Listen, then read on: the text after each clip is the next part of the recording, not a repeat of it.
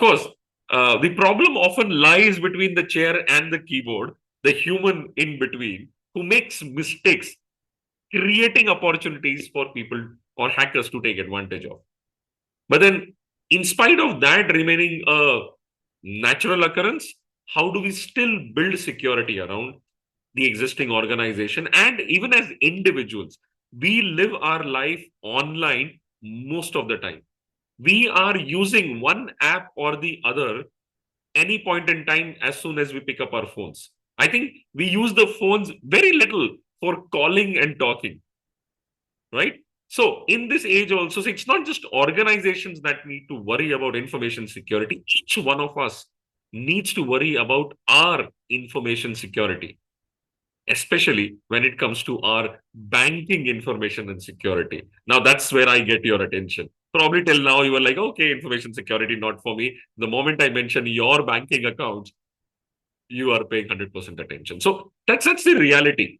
So what I want to touch upon is that while we all know about information security to some extent and also understand the threat, the focus today, since we are about the future of work, the focus today in the conversation is to look at what are the emerging trends, what are the new things happening, what are the new challenges or issues cropping up in the area of information security, cyber security, what are the new kind of threats that are coming up. So one by one, I'll go across to Mayank, Praveen, and Tom in that order. And for to them, this question, that's the same question is put forward. What is changing? What are the new paradigms of cybersecurity and information security? So let's begin with Mayank first. Hey, hi everyone. Yeah. Thanks, Hemant, for the great introduction. I think the first thing that comes to my mind is when it comes to cybersecurity and AI is me probably after 7 or 8 years sitting on the chair, sipping coffee in the morning, and the AI assistant telling me what it did instead of waiting for me to take a decision when it comes to exfiltrating data, which was stopped by the AI, or an attack vector which was stopped by the AI, or an insider threat which was detected, and a certain kind of data did not go through the corporate perimeter. I think that's exactly what I'm looking at this point in time.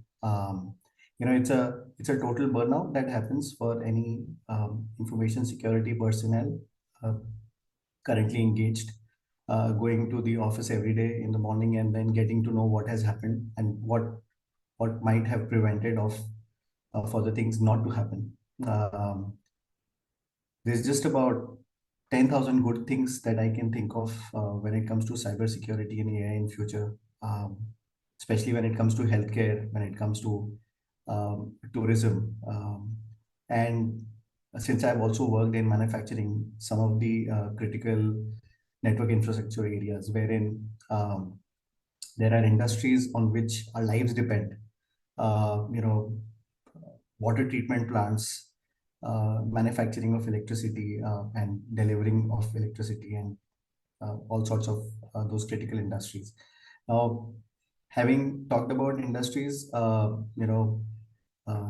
to sleep at night, knowing that an attack would be stopped in the middle of its track, and then I can go back in the morning and say, okay, what did we learn? How did it happen? Why did it happen? What can we do better? And get a great ROI at the end of the quarter to showcase to the higher ups. That's how I envision cybersecurity and AI in future. Yeah. Fantastic, fantastic. Good pointers about the public utility services. Like our lives literally depend on that.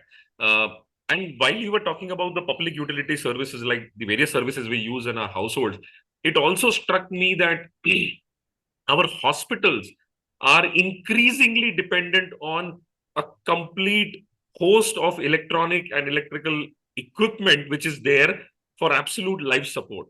Like every uh, patient has got one or the other connection to an electronic device. Either it is measurement of vitals or recording of vitals, which is giving alerts to the nurses and the doctors as to what needs to happen at what point in time. Any breach in any of these systems could be pretty fatal. So, interesting dimensions there, and I think as the electronic invasion continues in our lives, and we have got more and more intelligent systems, cybersecurity threats will also increase exponentially along with that. And the challenge is going to be, how do you keep pace and actually go one step ahead of these cyber threats? AI will be the cause of a lot of them because AI will be used by the hackers, but AI will also be used to prevent it. As you rightly pointed out, having your morning cup of tea and AI giving you the report of what it did overnight. Thank you, Meng, for that perspective. Let's shift focus to Praveen now. Praveen, your perspective on what's changing in cybersecurity domain. Yeah, so as Mayank said, I'm just adding to his point. So if it is in a good purpose, I mean, like if you take AI in a good purpose, there are a lot of opportunities with AI, and we can do a lot of many things with AI. And I mean, like as of now, we see the skills. I mean, like in the cybersecurity, if you see now it is 10 million, which is very very higher than which was around 2019. It was 3 million. So we can use a lot of AI products towards cybersecurity to kind of like defend ourselves from the cyber attacks. And if you see the another, I mean, like the opposite side of AI, if it is go to a bad guys, it can do enormous amount of damage to an organization. I see, and you might have heard about this. I mean, like the politician who talk about something and it affect the election. I mean, like there is a video released. I mean, like it was a deep fake created video. I mean, like kind of AI, and it will be like similar voice and similar video, and it was actually a fake. But if we do a fact check, it needs to have a lot of time, right? So, and if you see the I mean, like the share markets are going down, like CEO did I mean, like created a CEO deep fake videos, and it is kind of like creating enormous damage to the company itself. So there are a lot of bad things are happening, and as you say, we are almost everybody who are using electronics. As you see, there are a lot of inventions in IoT, and we are having AC, which is connected to internet, which is a kind of computer, and car, which is connected to the internet, which is a kind of computer. So every computer is hackable. So so we need to I mean, like very conscious towards cybersecurity. And I would say there are a lot of threats are arising with the AI and IoT and recent I mean, like a recent generative AI. A lot of applications are coming along with that. Threats are also coming. So I see everybody should have a cyber conscious, and they need to use electronic gadgets or something very in a proper way. So that is what I'm, in my view, I'm just thinking. Fantastic, fantastic. So that's opening up a few more doors and windows of conversation. Let's move on to Tom now. Tom, your perspective. Yeah, thank you for the introduction.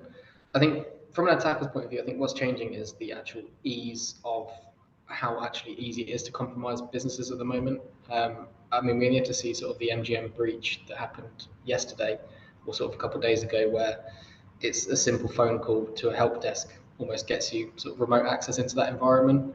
And I think really the ease of access is sort of is skyrocketed, and I think that's a combination of people working remotely. So things like calling a help desk is very easy. It doesn't have to be personal anymore. You also have AI as well, like we've mentioned. It's a lot easier just to say to an AI tool, right, write me a piece of code that does this, rather than having to sort of spend time and have that ability to do it, where it's sort of lowered the bar as to the actual technical level of skills that you need. So it might be to say that someone potentially like a junior position can now go and use a tool like AI and almost act as a senior with sort of years of experience on there. And what that does is that really just gives you a much easier way, and it just elevates lowers the way of sort of lowers the bar for people to break into these businesses. And again, I think what's also changing is not in terms of skill, but in terms of financial cost as well. The cost of sort of buying compromised VPN credentials, buying initial access, that has plummeted recently.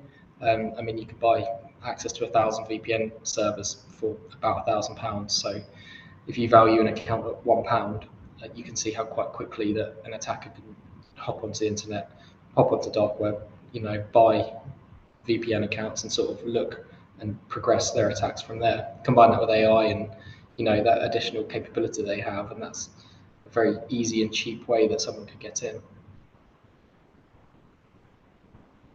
Absolutely, absolutely. It makes for a very scary scenario when you think about all these simplification and the ease of doing business from the hacker's point of view, or anybody with an intent to penetrate into an organizational security or even a personal security.